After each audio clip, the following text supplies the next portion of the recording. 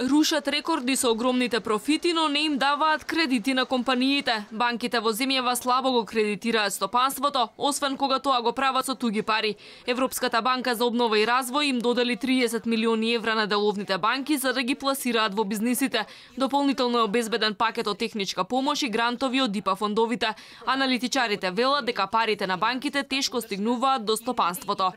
Пристапот до финансии за компаниите се уште е проблем, иако банкарскиот сектор е многу профитабилен и ликвиден. Мислам дека има уште многу проблеми поради кои свежите пари со тешкотија стигнуваат до малите и средни компании. Тие немаат доволно капацитет да подготват квалитетен бизнис план, а тоа кај банките представува ризик што ги прави кредитите поскапи за фирмите.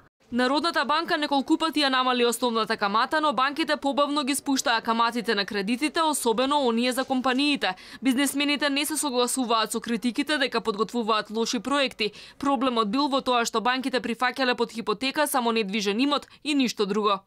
Например, денеска доколку сакате да купите некоја машина или опрема, 95% од банките нема да ви ја прифатат машината како колатерала, туку ќе ви барат стан или друга движнина атрактивна во градов за да можете да гарантирате за да купите машина.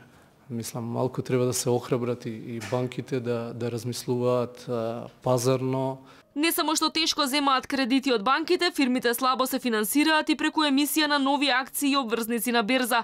Пазарот на капитал лани нагло порасна, но во првите 3 месеци годинава прометот нагло опадна за 61%. Има надолни одстапувања кај тргувањето со обврзници и кај блок трансакции, но има и логични објаснувања. Лани имаше многу големи блок трансакции со банкарски акции, имаше последователни емисии на обврзниците за денационализација, така да ќе видиме, како што реков, што ќе даде остатокот на годината.